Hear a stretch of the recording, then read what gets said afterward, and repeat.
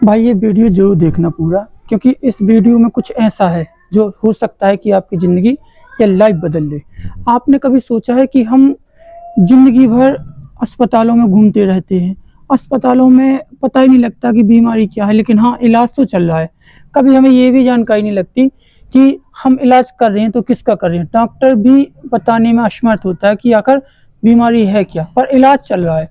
दूसरा देखिए, हम कितने भी मंदिरों में जाते हैं, कितने भी गुरुद्वारों में जाते हैं, साधु संतों की आशीर्वाद, उनका जितना हो सकता है हम सेवा पूजा करके, भंडारा करके, प्रार्थना करके हम कई मंदिरों में अपना सिर मत्था पटकते रहते हैं। आप देखिएगा कि हमने जीवन बिता दिया मंदिरों में अपना सिर पटकते पटकते, पूजा करते करते। घर में हम सुबह से लेकर शाम तक पूजा में ही व्यस्त हैं, लेकिन इसके बावजूद भी हमें एक्चुअल में समस्या है क्या पता ही नहीं लगता। दवाइयाँ असर नहीं करती, घर में परेशानी बढ़ती जाती है। मतलब ये इस तरीका का होता है कि हम पूर्ण तरीका से प्रयास करते हैं कि भगवान की दुआ से या पूजा पाठ से या किसी साधु संत की आशीर्वाद से या डॉक्टरों की दवाइयों से किसी भी तरीका से उस व्यक्ति या घर या परिस्थिति को संभालें, लेकिन हम ऐसा कर नहीं पाते। क्यों? क्योंकि हमें पता ही नहीं, कोई बता ही नहीं पाता। तो आज हम एक ऐसी साधना लेके आए हैं जो यूं कहिएगा कि हवा में तीर चलाना जैसा है। नहीं समझे, हम बताते हैं। जैसे होता है ना कि हम ऐसे ही कर लें कि चलो यार वहां चलते हैं, काम बन जाएगा तो ठीक है, नहीं बन जाएगा तो ठीक है। मतलब एक तरीका से कोई व्यक्ति तुम्हारे सामने आया, तुमने यूं ही कह दिया कि जा तुम मेरे बारे में यही सोच रही थी, उसने कहा कि यार तुम्हें कैसे पता, तो तुमने जो हवा में तीर मारा है वो सटीक बैठ गया। इस तरीका की साधना है। कहने का मतलब, आपको चाहे भूत प्रेत से संबंधित हो, चाहे आपको मान के चलिए दवाएं काम ना कर रही हो, चाहे आपके घर में टोना टोटका किया गया हो, चाहे जादू टोना हो, या कुल देवता पितृ देवता, या किसी भी प्रकार की कोई समस्या है जो कि तुम्हें कोई आज तक बता नहीं पाया, जो कि तुम्हारे सामने कोई ये फेस ही नहीं कर पाया कि एक्चुअल में समस्या क्या है। तो ऐसी समस्या को सोल्व करने के लिए आज भगवान भोलेनाथ की एक ऐसी साधना लेके आए हैं जो कि खुद प्रैक्टिकल की हुई है। एक साधक है जिन्होंने ये साधना संपन्न की है, और मैं हमेशा वही साधनाएं लाता हूं जो संपन्न की होती है। यह हमारा खुद का प्रैक्टिकल होता है कि ये साधना एक्चुअल में सही है। तो उन साधक ने ये साधना की है तो उनका छोटा सा एक्सपीरियंस बताते हैं।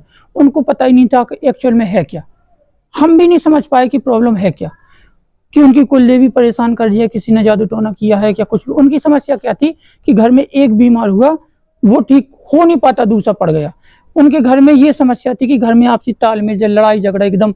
उनके घर में ये समस्या थी कि आर्थिक स्थिति या धन का जो स्रोत था वो एकदम डाउन होता जा रहा था। उन्होंने पूरी तरीका से दवा करवाने की कोशिश की, बहुत पैसे खर्च किए, लेकिन उनको किसी प्रकार का कोई रिलीफ नहीं मिला। उन्होंने कई जगह झाड़ा फूंक से संबंधित, गुरुओं से संबंधित, मंदिरों में जाके भंडारा करवा के, यज्ञ करवा के, जितना जो जिन ने जैसा जैसा उनको बताया वो करते गए, लेकिन नतीजा जीरो। फिर वो हमारे पास आए तो हमने जो साधना आपको बताने जा रहे हैं वही साधना उनको बताई, और उसका रिजल्ट क्या हुआ। हम कोशिश करते हैं अगर वो साधक हमारी बात सुने या हमारे यूट्यूब पे आए तो कमेंट जरूर करें कि हाँ गुरुजी कुछ इफेक्ट हुआ है। तो आज हम लेके आए हैं भगवान भोलेनाथ की अघोर पंथ की साधना। नहीं समझे, बताते हैं। अघोर एक ऐसा रूप है, देखो भगवान भोलेनाथ या किसी भी इष्ट का, जो बड़े इष्ट हैं, उनके 1000 नाम होते हैं, उनके कई अवतार होते हैं, और अवतार ही इसलिए होते हैं कि व्यक्ति या उनकी ऊर्जाएं या वो एनर्जी, जैसे ओम नमः शिवाय का जाप करोगे आप, वो सात्विक है, वो इफेक्ट नहीं करेगा कि जैसे मान लीजिए कि आपके घर में कोई गंदगी है या गंदगी फ्लो कर दी गई, निगेटिविटी फ्लो कर दी गई, तो क्या ओम नमः शिवाय एक सात्विक देवता। कहने का मतलब, क्या कोई साधु ऐसी जगह पे आएगा या कोई अच्छा व्यक्ति ऐसी जगह पे आएगा जहाँ गंदगी हो? नहीं आएगा ना। लेकिन हाँ, ऐसा व्यक्ति जरूर आ सकता है जो गंदगी में निपुण हो या सात्विक भी हो। मतलब जैसे अघोर पंथ के लोग होते हैं ना, अघोरी साधु, कि उनको अच्छा भोजन दे दो तो भी कर ले, मांस मछली दे दो तो भी कर ले, दिल्लभ के गद्दों में बैठा लो तो भी नींद आ जाए, और जाके शमशान में बैठा दो तो। मतलब एक भगवान भोलेनाथ का ऐसा स्वरूप, ऐसा रूप जो कुछ भी नहीं है और सब कुछ है, जो गंदा भी है, अच्छा भी है, स्वस्थ भी है, और किसी भी प्रकार का है। तो ऐसी शक्ति या ऐसी एनर्जी का जब हम आह्वान करेंगे तो वो डिटेक्ट कर लेगी। अगर आपके घर में गंदगी भी है, किसी ने कुछ करवा रखा है, तो उसको भी उसी रूप में आके भगा देगी। या अच्छा है कोई आपके कुल देवी कुल देवता है तो वो उसी रूप में उनको मना के भगा देगी। या किसी भी प्रकार की कोई भी समस्या हो, वो समस्या आपकी सॉल्व होगी। अगर शारीरिक प्रॉब्लम है तो शारीरिक प्रॉब्लम ही है, ये तुम्हें कहीं ना कहीं से जचा देगी। तुम्हें विश्वास हो जाएगा कि हमारे ऊपर किसी ने कुछ नहीं किया। अब शारीरिक प्रॉब्लम है तो शारीरिक प्रॉब्लम में जहां तुम इलाज कर रहे हो उस डॉक्टर तक ले जाने में आपकी हेल्प करेगी जहां से ये शारीरिक प्रॉब्लम ठीक होनी है। आप समझते हैं, अघोर रूप ऐसा रूप है जो हर रूपों में सम्मिलित है। इसके लिए ना तो कोई, जैसे मान लीजिए कि आपने गंदगी एकदम फ्लो कर दी, एकदम नीच, जैसे हम अपनी भाषा में बोलते हैं, अब क्या बोलें किसी को बुरा लग जाएगा, उस टाइप की एनर्जी अगर आपको घर में फ्लो कर दी या आपकी लगी हुई है, तो ऐसी एनर्जी को उसी रूप में भगवान भोलेनाथ तो नहीं आएंगे, लेकिन उसके अघोर रूप के जितने भी हैं गण, वो आपके घर में आना स्टार्ट कर देंगे। और जो जिसके लायक जैसी पूजा है वो वैसी पूजा मार करके उस व्यक्ति को या उस इष्ट को या उस एनर्जी को आपके घर से रिमूव कर देगी। तो अब हम जानते हैं अघोर पंथ की ये साधना कार्य कैसे करेगी। देखो, ये साधना जब आप करोगे तो साधना कालीन में ही आपको अघोर रूप के, जब आप साधना करोगे तो उसी समय में आपको डिटेक्ट होना स्टार्ट हो जाएगा। शुरू में, बिगिनिंग में आपके घर में जो हलचल है, जो एक्टिविटी है, वो उससे भी तीव्र गति से कार्य करना स्टार्ट करेंगे। लेकिन उसके बाद जैसे 2, 4 से 10 दिन होंगे तो आप फर्क महसूस करोगे। जो आपके घर में घटना घट रही है या जो हो रही है वो स्लोली उसमें बेनिफिट होना स्टार्ट हुआ है। ये जो साधना एक कार्य कैसे करेगी, देखो, इस साधना को जब आप करोगे तो भगवान भोलेनाथ तो नहीं आएंगे। तो मैं भी कहता हूँ, क्योंकि आप में इतनी क्षमता नहीं है, हम में भी इतनी क्षमता नहीं है कि बाबा भोलेनाथ आपके घर आ जाएं। वो साधक अलग होते हैं, वो योगी होते हैं जो भगवान इष्ट को खींच लें। लेकिन हाँ, उनके जब जो गण आएंगे तो वो किसी भी, देखो, पहली बात तो जो उनके गण आएंगे तो अघोरी गण आएंगे, क्योंकि अघोर पंथ से आप उनको इन्वाइट कर रहे हो।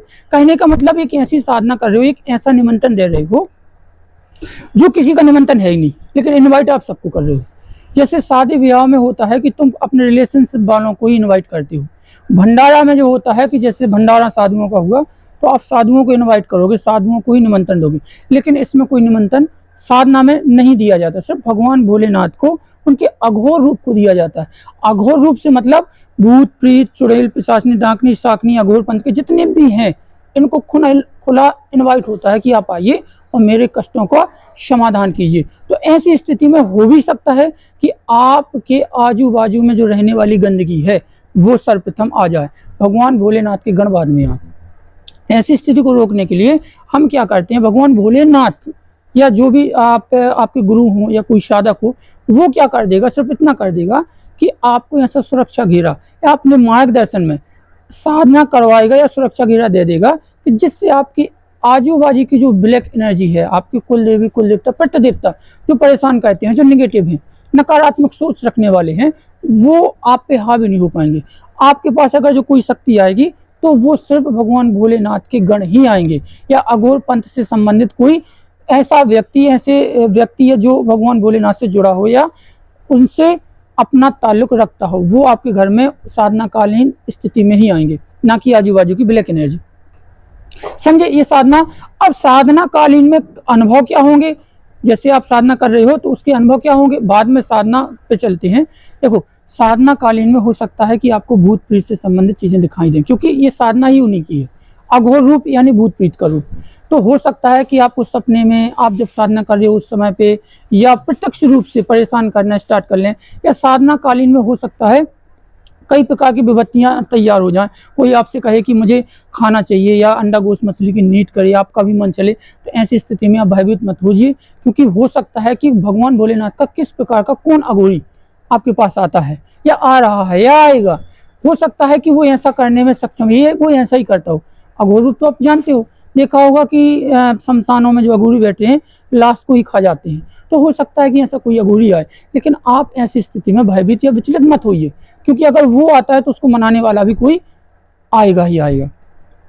अगला देखते हैं, जब आप साधना करोगे या साधना कालीन में आपके घर की स्थिति बिगड़ने की संभावना बनेगी। क्यों? वो क्यों होगा? देखो, जब हम किसी को इनवाइट करते हैं तो हो सकता है कि आपके साथ जो पहले रहने वाले हों, जैसे आपके कुल देवी हो, कुल देवता हो, या बाहर की जो एक्टिविटी है, जो एनर्जी है, वो जिसने फ्लो की है, जब आप साधना करोगे तो उसको रिमूव करने के लिए, जैसे घर में होता है ना कि आपने बिल्ली पाल रखी है, तो कहीं से अगर कोई कुत्ता आता है तो बिल्ली पहले अपना प्रकोप दिखाएगी, कोशिश करेगी जितनी ताकत होगी कि ये कुत्ता ना आ पाए, वो परेशान करेगी, उछलेगी, कूदेगी, भागेगी, पंजा मारेगी, ये करेगी। तो इसी तरीका से आपके साथ ये घटनाएं हो सकती हैं, लेकिन ऐसी स्थिति में आप भयभीत या घबराइएगा नहीं। अब हम जानते हैं कुछ साधनाओं के संक्षेप में विवरण की, हम साधना आकर करेंगे तो करेंगे कैसे। देखिए, साधना एक बहुत बड़ा विज्ञान है जो भावनाओं पे, टेक्निक पे या ध्यान पे केंद्रित है।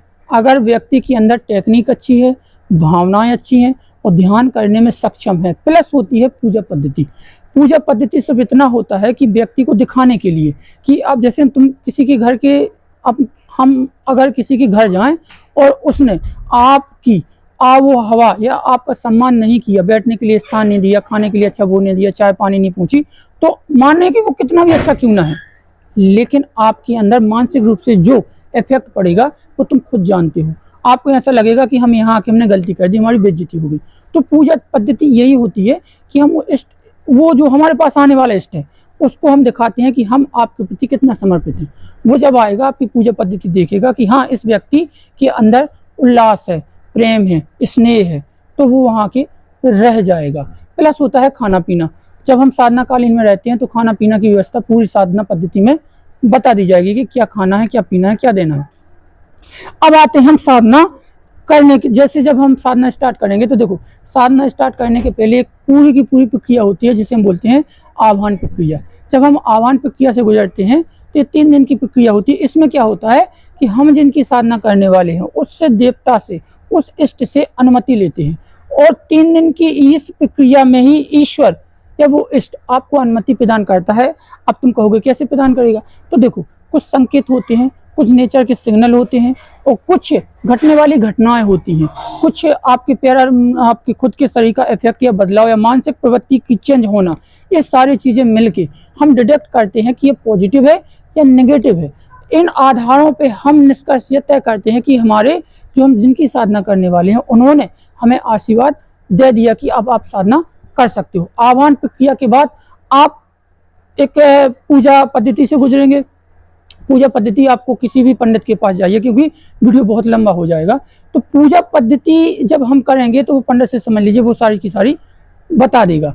इसके बाद माला जाप, स्थान, और स्थान के बाद करने की टेक्निक, ये सारी चीजें साधना जो व्यक्ति करना चाहता है तो उस व्यक्ति को संक्षिप्त रूप में बता दी जाएंगी। वैसे भी अगर देखो, सबसे पहले छोटे छोटे रूप में हम बताते हैं। नॉर्मल सी बात है, भोलेनाथ से संबंधित है। आप सोमवार से स्टार्ट कर सकते हो, अमावस्या से स्टार्ट कर सकते हो, सावन में भी स्टार्ट कर सकते हो। माला जाप रुद्राक्ष की रहेगी। स्थान, जहां तक हो सके, संभव हो सके तो अघोर रूप की साधना है। तुम इतने जटिल या विद्वान या इतने ताकतदार व्यक्ति नहीं हो कि तुम जाके शमशान में कर लो। वैसे ये साधना शमशान में ही पूर्ण की जाती है, लेकिन वो एक सिद्धि के लिए की जाती है। हमें कृपा चाहिए, इसलिए हम किसी भी शिव मंदिर में या अपने घर पे एकांत अवस्था में, जहाँ पे कोई आता जाता ना हो, ऐसी जगह पे हम ये साधना कर सकते हैं। माला जाप हो गया, स्थान हो गया, समय हो गया, दिशा आपकी दक्षिण रहेगी। ठीक है। अब इसके बाद कुछ और चीजें हैं, जैसे कि आसन हो गया। आसन आप लाल रख सकते हैं। वस्त्र आपके वही काले चाले, देखो अगर रूप का है तो काले वस्त्र अनिवार्य नहीं है, तो आप लाल वस्त्र का प्रयोग कर सकते हो। अगला समय आपका रहेगा सुबह नहीं, रात्रि। देखो, समय एक बड़ी विशाल पद्धति है। जैसी एनर्जी को हम इनवाइट करेंगे तो हमें वैसे ही काल में ये साधना, या वैसे ही काल में, जैसे होता है ना कि हमने ग्रंथों में पढ़ा है कि राक्षसों का समय 10 बजे से, या राक्षस काल या घोर काल या बुरी शक्तियों का प्रभाव 10 बजे के बाद स्टार्ट होता है, 12 बजे से 2 बजे के समथिंग होता है। लेकिन हम ये साधना 10 बजे से स्टार्ट कर सकते हैं या सुबह 3:30 बजे से स्टार्ट कर सकते हैं। ठीक है। साधना पद्धति के बाद अगर हो सके संपूर्ण जब हम करने बैठे तो उनका जैसे सिद्धि चाहिए या कुछ भी चाहिए तो उनका हवन के बाद हो सके तो कोई एक अघोरी को आप भंडारा करवा दीजिए, या नहीं है तो जो आपके आजू बाजू में जो मांगने वाले हैं, जो भिक्षा मांगते हैं, उनका आप भंडारा करवा दीजिए। या नहीं अगर मिल पाती हैं तो कन्याओं को आप इनवाइट करके उनका यथा उचित तरीका से भंडारा करवा सकते हैं। या उसके बाद अपने गुरु से उनको दक्षिणा देके, उनको प्रेम सहित जितनी तुम में क्षमता है उनको दक्षिणा या उनका आशीर्वाद लेके ये साधना संपन्न कर सकते हैं। और इस साधना के अंतर्गत बहुत सी आपको घटनाएं घटेंगी, बहुत से आपके अनुभव होंगे, कुछ अच्छे होंगे, कुछ बुरे होंगे। तो ऐसी स्थिति में जो भी साधक है घबराए नहीं, परेशान ना हो, क्योंकि देखो साधना एक टेक्निक पे आधारित है, और वो टेक्निक होती है यहाँ से विश्वास, भावनाएं, हमारा अटैचमेंट।